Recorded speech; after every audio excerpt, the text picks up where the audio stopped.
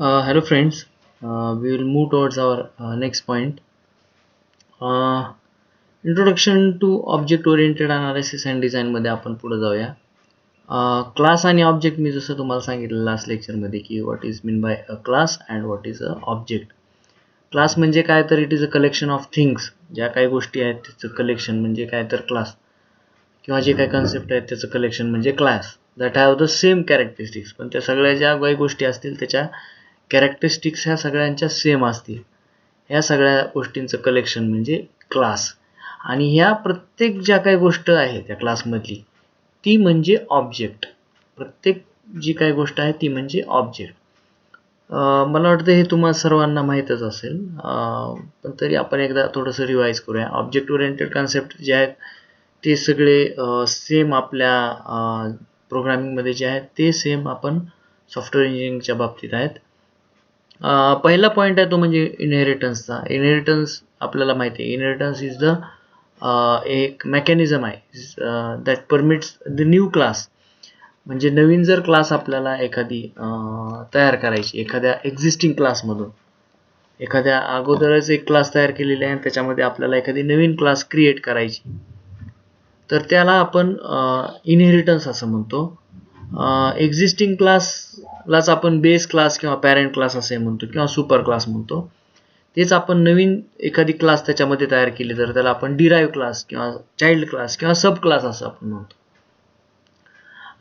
It is a mechanism that permits new classes to be created out of existing class by extending and refining its capabilities.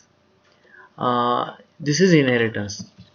आता जर इनहेरिटन्सचा आपण जर प्रकार बघितले तर इनहेरिटन्सचे प्रकार आपल्याला माहिती आहे. सिंगल इनहेरिटन्स असते किंवा मल्टिपल इनहेरिटन्स असते, hybrid inheritance, multi level inheritance किंवा मग हायरार्चिकल इनहेरिटन्स. आपण जर बघितलं तर व्हेकल आहे, लँडवरती चालणारी व्हेकल, वॉटरमध्ये चालणारी व्हेकल आणि एअर मीडियमनं चालणारी व्हेकल. एअर मीडियममध्ये एरोप्लेन, हेलिकॉप्टर असेल, वॉटरमध्ये शिप किंवा बोट असेल, लँडमध्ये कार किंवा बस असेल. हे काय तर हे हायरार्चिकल इनहेरिटन्सचं स्ट्रक्चर आहे. आपण बघतो की प्रत्येक गोष्ट जी आहे ती एक व्हेकलच आहे. असे इनहेरिटन्सचे वेगवेगळे टाईप्स आहेत.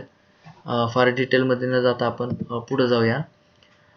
So next is polymorphism. तुम्हाला माहिती आहे पॉलिमॉर्फिझम म्हणजे काय. This is the ability to define different functions or classes as having the same name but taking different data types. म्हणजे एखादी क्लास आहे, ती क्लास असेल सर्वांसाठी कॉमन असेल, त्याच्यामध्ये काही वेगवेगळे ऑब्जेक्ट्स असतील, पण वेगवेगळ्या ऑब्जेक्ट्सच्या वेगवेगळ्या डेटा टाइप्स असतील किंवा वेगवेगळ्या ऑब्जेक्ट्सच्या वेगवेगळ्या कॅटेगरीज त्या ठिकाणी असतील.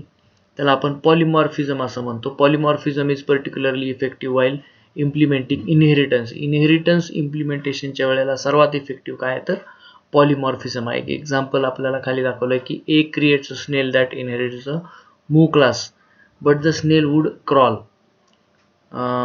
एक स्नेल आहे जी इनहेरिट करते मूव क्लासला, पण ती काय करते, क्रॉल करते, म्हणजे ती काय सरपटणारी आहे वगैरे आहे. B creates a kangaroo that inherits move class but the kangaroo would leap, म्हणजे तो काय तर उड्या मारतो. Dog which inherits the move class but the dog would walk, किंवा fish inherits the move class but the fish would swim. असे वेगवेगळे काही ॲनिमल्सचे प्रकार आहेत. अँड पॉलिमॉर्फिझम काय करतं आपल्याला, which allows the animals to move. म्हणजे सगळ्यांना ह्या ॲनिमल्सला मूव आपण करू शकतो, but in the different form. प्रत्येकाचा फॉर्म वेगवेगळा आहे, कोणी चालतंय, कोणी सरपटतंय किंवा काय. So this is a generalized example of polymorphism. Polymorphism has ensured that these animals are moving but in different forms, in different ways. Next point आहे तो म्हणजे आपला ॲग्रिगेशन अँड कंपोजिशनचा. ॲग्रिगेशन अँड कंपोजिशन आपल्याला काही गोष्टीमध्ये महत्त्वाचं असते. कंपोजिशन किंवा ॲग्रिगेशन म्हणजेच काय तर काही गोष्टी, काही ऑब्जेक्ट जे आहेत ते एकत्र आणायचे आणि त्याचं ॲग्रिगेशन करायचं. Aggregation or composition is a relationship among the classes. Multiple class काही असतील त्याच्यामधलं रिलेशनशिप असेल किंवा कॉम्बिनेशन ऑफ ऑब्जेक्ट्स असतील दोन क्लासमधले, हे सगळं आपण याच्यामध्ये मोडतो. It allows objects to be place directly within the body of the other class. दुसऱ्या क्लासमध्ये आपण ते डायरेक्टली प्लेस करता येतात आपल्याला ऑब्जेक्ट्स एका क्लासमधून दुसऱ्या क्लासमध्ये. Aggregation is referred as a part of or has a relationship. त्यातलं रिलेशनशिप म्हणजे ॲग्रिगेशन.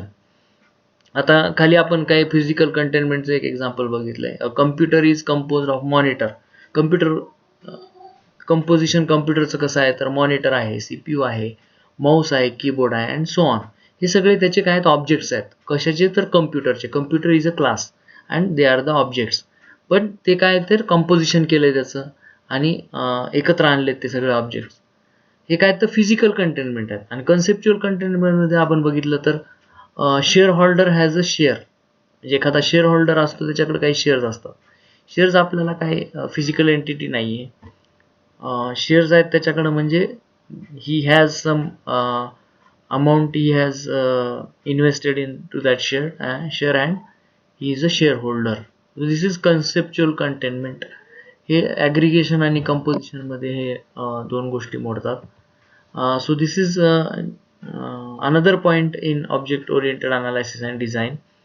ऑब्जेक्ट ओरिएंटेड कन्सेप्टमध्ये आपण अजून काही कन्सेप्ट पुढं बघणार आहोत आणि आपण हळूहळू पुढे जाणार आहोत. So this is all about today. Thank you.